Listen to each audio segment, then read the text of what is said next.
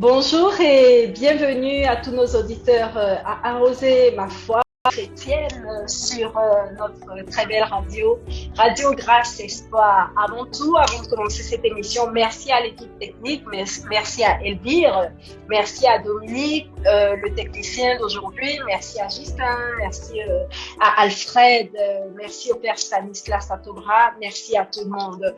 Aujourd'hui, nous allons écouter le témoignage du chantre Jean-Philippe Kanga. Et après son témoignage, après l'échange amical cordial avec le chantre, nous allons prendre un temps de louange ou d'adoration selon son inspiration, selon l'inspiration divine. Bonjour chantre Jean-Philippe Kanga. Bonjour. Comment allez-vous? Je vais très bien, par la grâce. Il fait beau aujourd'hui? Oui. Quel est le temps là à Yopougon? Il y a un beau temps, très beau. Il fait soleil. On peut dire ça. Un peu de soleil. Là, le temps est parfait. Alors, est-ce qu'il fait aussi soleil dans votre cœur? Ouais, il fait soleil dans mon cœur, par la grâce de Dieu. Amen. Alors, chantre Jean-Philippe Kanga, vous avez 2 albums à votre actif. Avant d'en arriver à vos différents albums, vous allez un peu vous présenter à nous. Vous allez nous laisser entrer dans votre vie. Qui est Jean-Philippe Kanga?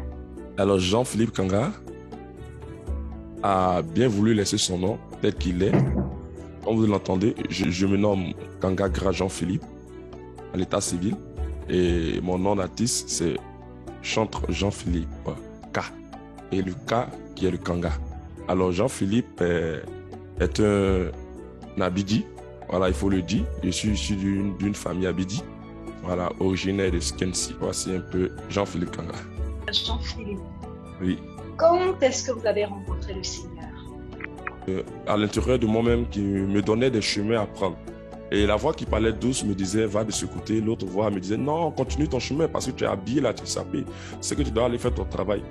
Donc, j'ai écouté la voix douce et je me suis dirigé sur le chemin.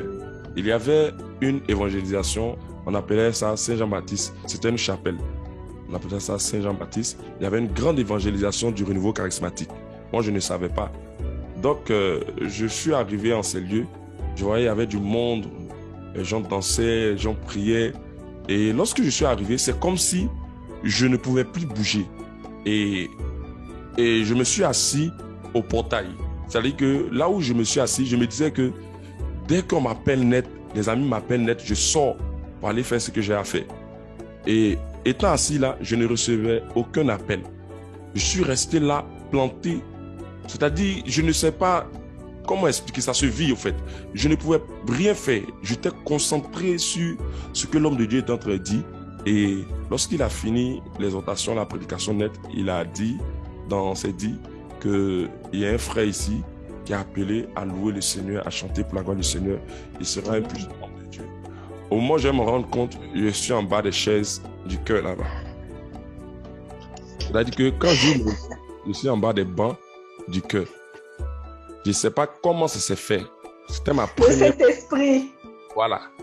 C'est comme ça, c'est passé. Donc, je suis resté dans ce cadre-là avec le cœur. Je suis resté avec le cœur pendant toute l'évangélisation. J'avais la langue qui voulait, je ne sais pas, tout se passe dans ma bouche, la langue qui veut chanter. En tout cas, je ne comprenais pas ce qui se passait dans mon corps. Donc, ils m'ont pris, ils m'ont envoyé à l'intercession. En tout cas, ils m'ont bombardé là-bas. Ils m'ont bombardé le feu. Parce qu'après, les dames m'ont expliqué un peu ce que je faisais, comment je rampais, quels sont les mots que je disais. En tout cas, c'était... Voilà. Donc, quand j'ai fini ça, c'était devenu même une moquerie parce qu'ils disaient des choses, même si tu t'attendais. Quand les dames l'ont dit ça, moi, j'ai dit, c'est pas moi qui ai dit ça. Donc, c'était un peu ça. Elle se moquait de moi, disait des trucs. Bon, moi, j'ai dit, bon, ça, c'est des trucs, ça va passer. Mais depuis ce jour-là, c'est-à-dire que où je me suis retrouvé en bas des bancs, j'avais ce envie fou de pouvoir louer le Seigneur, de pouvoir donner ma vie au Seigneur. Donc, je suis resté dans l'encadrement avec le cœur. C'est-à-dire que quand l'évangélisation était sur 3 jours, L'évangélisation de ces 3 jours, c'était le premier jour que cela m'est arrivé. Donc, les 2 derniers jours, quand je viens, on me met à la place du chœur. Mais la responsable m'a dit de ne pas prendre de micro pour chanter parce que le renouveau charismatique, vous savez, il y a des principes.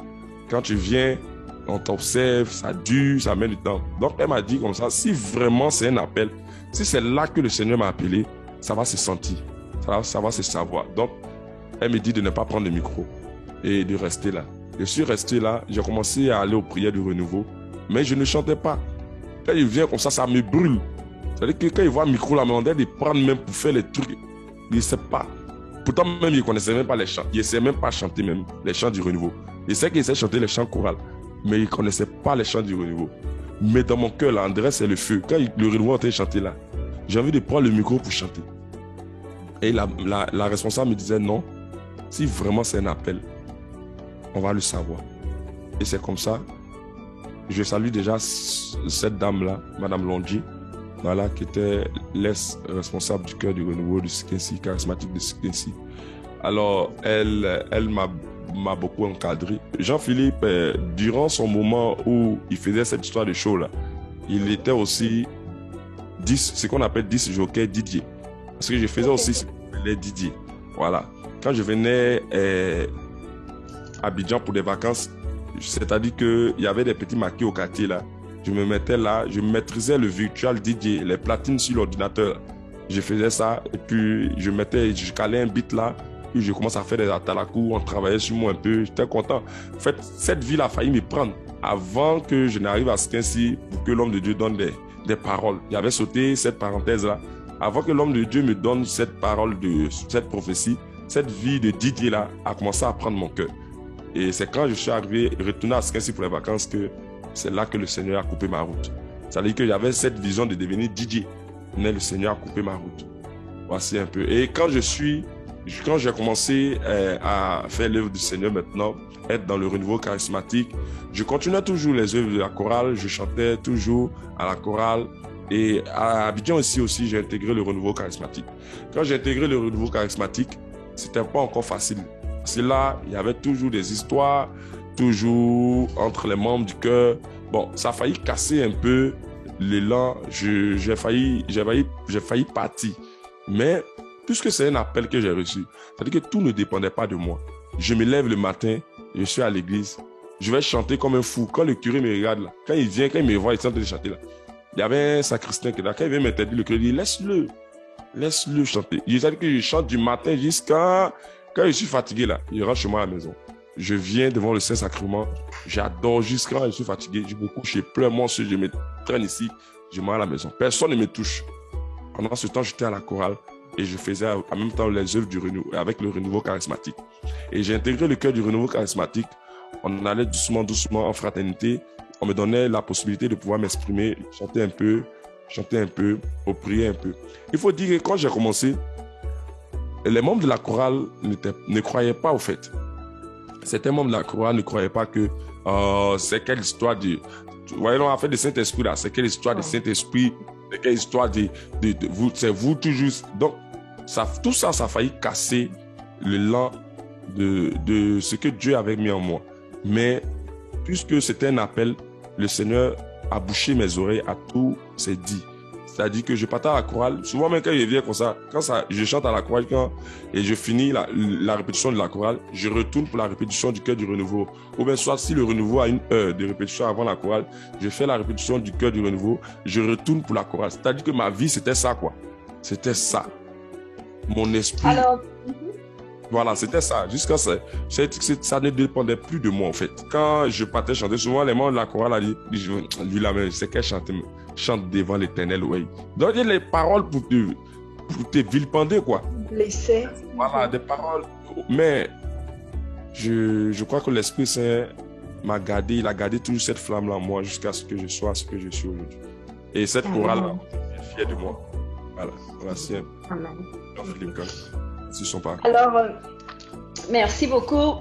Vous n'avez pas de regret d'avoir abandonné la vie de DJ, la vie de l'argent facile, parce que vous vous animez, on vient travailler sur vous à hauteur de centaines, de dizaines, de centaines de billets de banque.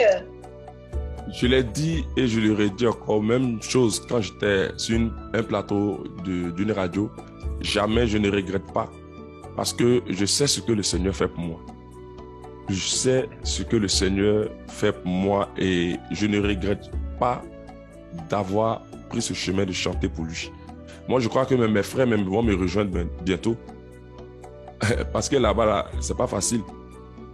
C'est pas du tout facile. Moi, je suis heureux de chanter pour le Seigneur. Je ne regrette pas. Alors, qu'est-ce que vous pouvez justement dire à vos amis qui sont encore de l'autre côté? Bon, De la vie facile. De mon mieux de donner des conseils à ces amis-là. Vous savez que c'est le Saint-Esprit qui convainc, c'est le Saint-Esprit qui convertit. L'homme peut beau parler, mais si l'Esprit de Dieu n'a pas touché le cœur de cette personne, elle ne pourra pas sortir de là où elle est. Donc, pour moi, c'est de prier pour ces personnes. Souvent, quand on s'assoit, je leur dis, ah frère, moi, tu connais ma position. Donc, la position dans laquelle tu te trouves là, tu sais que votre affaire là, c'est compliqué. Il y a affaire des médicaments, il y a affaire de... Donc, il faut voir si tu peux venir, on va chanter ensemble, on va prier ensemble. Bon, c'est un peu ça, quoi, nos débats lorsque nous sommes assis ensemble, assis un peu. Et puis, je prie pour eux pour que le Seigneur les enlève de là où ils sont comme moi. C'est un peu ça. Amen. Amen. Alors, quand vous avez rencontré le Saint-Esprit, c'est un peu marrant parce qu'on sait tous ce que c'est quand le Saint-Esprit touche et comme on dit en jargon ivoirien, le Saint-Esprit te fait prendre des bains. Je crois que c'est comme ça qu'ils disent dans le langage des jeunes. Et ça fait toujours rire, on se moque toujours. Alors, quand vous vous êtes réveillé, comment est-ce quand vous vous êtes réveillé, puisque vous n'avez pas conscience de ce qui se passe et tout, quand vous êtes sorti de là, comment est-ce que vous vous êtes regardé? Quel regard est-ce que vous avez porté sur vous, sur votre vie? Bon. Vous vous êtes senti différent, renouvelé, oui, baptisé dans l'esprit?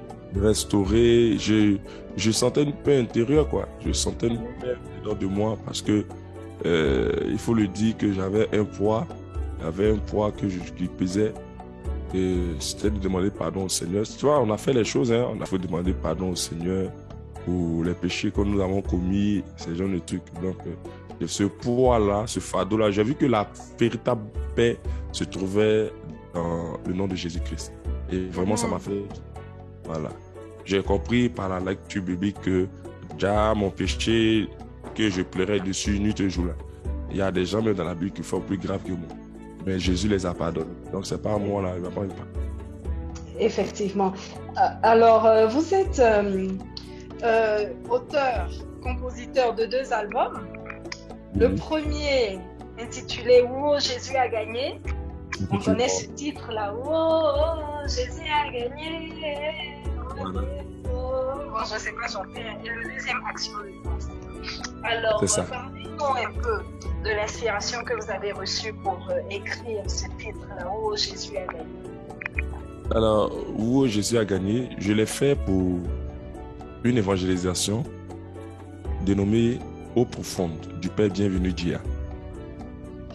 Le Père Bienvenu Dia organisait des grands temps de programme qu'on appelait Eau profonde. Et avec le cœur,